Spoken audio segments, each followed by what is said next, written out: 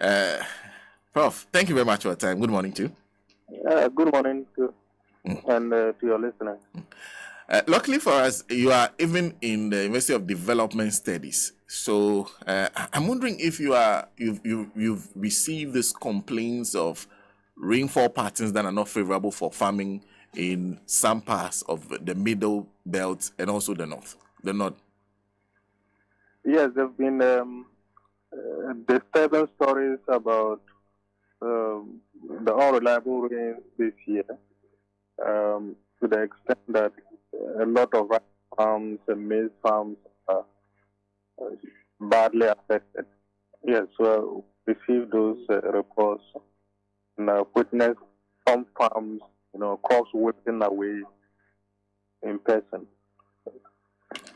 And explain to us how important is the rains to the middle and the northern part of the country when it comes to food cultivation, because those are, we understand, are two major aspects of our food baskets. Yes, largely our grains, maize, rice, sorghum, millet, come from those two belts. And so when the weather there are unreliable or is unreliable, it has very serious implications for the rest of the country. And so it's very dire. Unfortunately, our irrigation systems are not well developed to complement or supplement the rainfalls that are not coming. And so it's really a very bad situation that could potentially cause a lot of challenges for our food systems. So for that particular area, you're saying it's still largely rain fed agriculture. Would depend on the rain. Yes, please. So we in fact about 90% of the farms are largely rain fed. For the northern part, we have one large scale irrigation scheme. That's the total irrigation scheme. They are more into rice production. We have the Botanga, which is a medium scale irrigation scheme. But aside that, we have also the small dams and reservoirs, rivers that are being used. But these are not at the scale that can offset the drought that we are currently facing. And so in most of, I think, the middle belt, there are no large irrigation schemes there. And so most of the production are rain fed. And so when the rains are unreliable or they delay the way that we have it this year, they create a lot of havoc for the smallholder farmers and the food systems generally. And talk to us a bit more about the kind of farmers that are engaged in the north. You're talking about smallholder farmers, but we also know that there are even large-scale farmers in that part of the country, the Bono northern areas. What would this mean to all of them?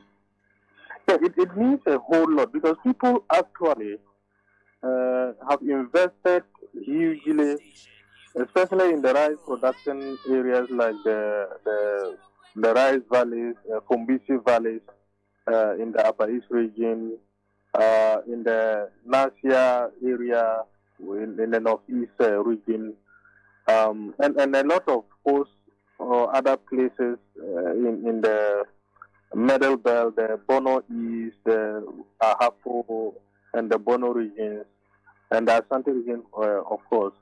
And so all these places and the investments that individuals have made are most likely going to go with.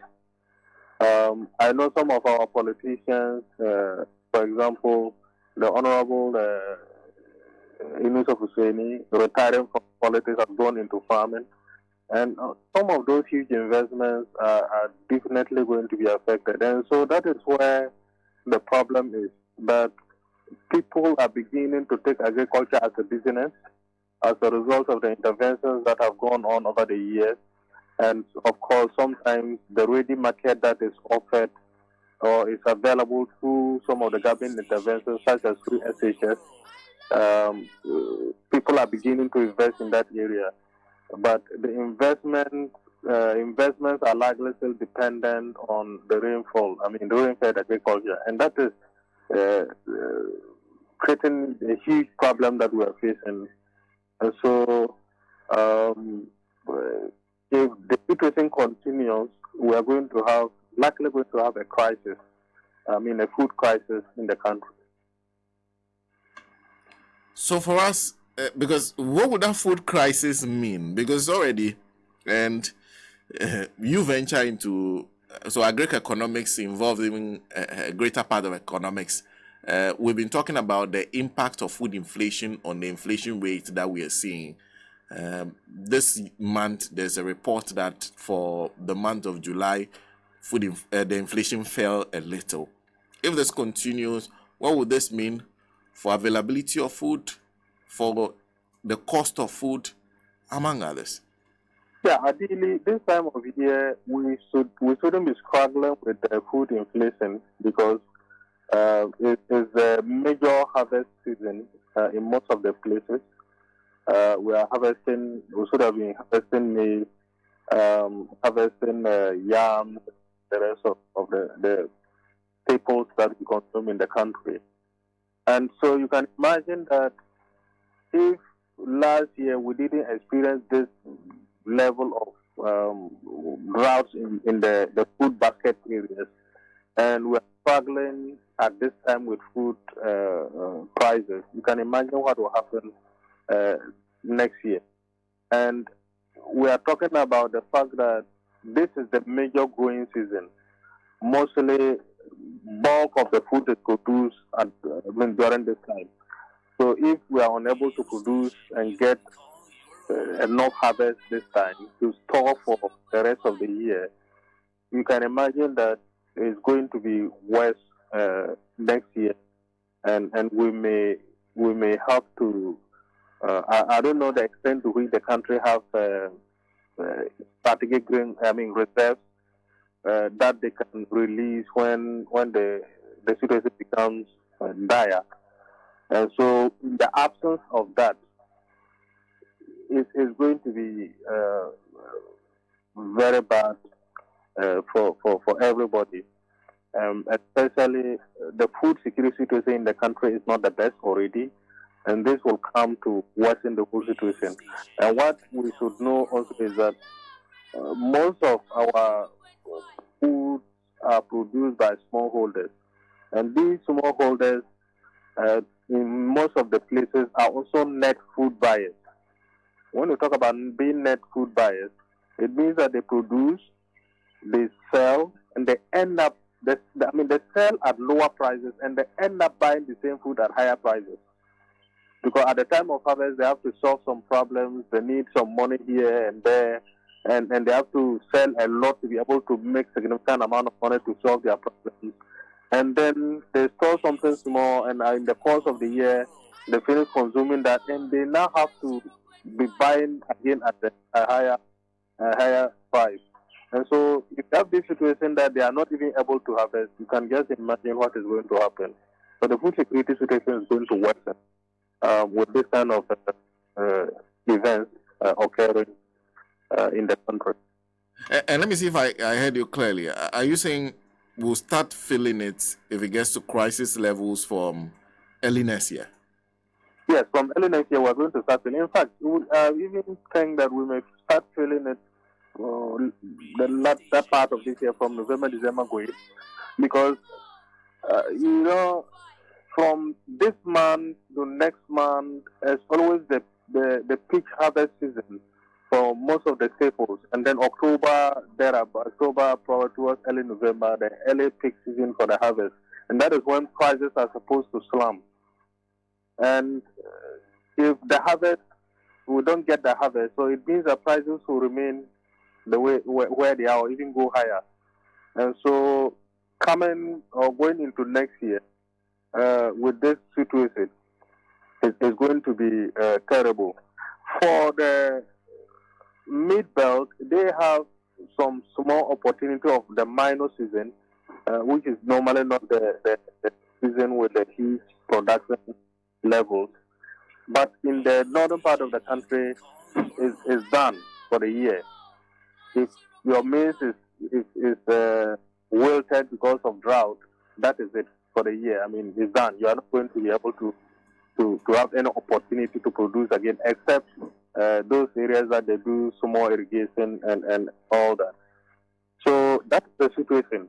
And so it can be, I don't want to be a doomsayer, but it is dire that we need to start thinking about how to deal with the situation going forward. And for the average farmer, because nowadays when you have conversations with farmers on farming in general, they tell you it's becoming a very expensive venture. Would this essentially affect the ability to grow in the coming seasons? You know, the way that our farms work, for example, smallholder farmers, when they produce for three things, or let me say two basically. The primary reason for the production is to consume, and the secondary reason is to sell the surplus. Over time, we are beginning to see it more as a business where they produce both for consumption and for sale. And they store the part of the produce for their household consumption, and also for the seed that they'll plant the next year comes from this year's produce. And it's the same thing that they save to be able to get inputs to produce and all that. So if they are unable to harvest this year, one, they have nothing to store for their own household consumption. Second, there will be no surplus to be sold to the market. And third, it means that they would have no savings to be able to produce the coming year. And so that is the reality. And it is going to be whatever small that they are going to harvest. You know, the first law of nature is self-preservation. They want to save that to consume. And you and I, who have to rely on their surplus to get to consume, we may have to struggle or have to take it at very high prices. And so it's the ability to produce next year is going to be seriously affected. Hopefully, government or whosoever is concerned, or the authorities may have to think about how to re-engineer the support system to be able to support them to produce coming the following. And in fact, to a lot of people, we're just speaking to the Ghana Meteorological Agency, and with the advancement of technology, there's a lot of predictability to rainfall patterns. You can forecast ahead. They even release a major forecast for the season, telling you what will happen. Are you surprised that this has not fed into the way in which we act in our food production? That the forecast from the GMA warnings will not be taken into consideration. Farmers told and talked to us to when it will be the right time to plant. Do you plant earlier? Do you plant late? Are you surprised that this kind of link still is weak? One is weak, but secondly, I think traditionally farmers have over the years accumulated some level of wealth of experiences in what they do. And so the meteorological data only complements their experiences and their indigenous knowledge systems in doing this. For example, if the meteorological services predicts that, well, it's going to rain in June, July, and there may be a stoppage, and then it will start raining again towards end of August, September. I mean, as a rational farmer, what do? You have to take your chances when it rains in June, July. You cannot fold your arms and say, oh, well, the meteorological service say there will be no rain in August, and or you will not plant. You have to take your risk to plant. And sometimes it works, sometimes it doesn't work. So technology, yes, is there to be used, but when you have a situation that there are no alternatives, in fact, how we could have put the technology in good use would have been if we are able to use that technology, the forecast, to provide supplementary watering systems for the farmers. For example, yes, it's going to rain in June, July, and so, and some of the crops will take about maybe 90 days to 72 days to 90 days to mature and all that. So June, they sow, July, there's some amount of rain. So towards, I guess, when they're supposed to be doing the harvest, because it will take about 3 of the variety, is when we have the drought. So you need supplementary irrigation to be able to even it out. So that is how we can use forecast data to help the farm. But we cannot use the forecast data and still use the natural, rain-fed environment to make decisions that really can help us with our food production system. Clearly, something needs to change. In fact, whenever you're having this kind of discussion, the comment you see, one village, one dam, keeps coming up. Is that a failure? And if it fails, what then do we do? Do we go back to that idea and do it better? What needs to change? The challenge we have always had is how these policies are conceived and implemented. You see, we've spent how much money on one village, one dam, but that is the input side. What is the output side? The output side is the use of that one village, one dam to produce something. Unfortunately, the kind of infrastructure we provided through the one village, one dam couldn't even hold water for itself, to talk of holding it for people to do farming. And so I think that we had agreed that, okay, we can put all this money together and construct 2 medium-scale irrigation facilities, or even 3 medium-scale irrigation facilities across the area.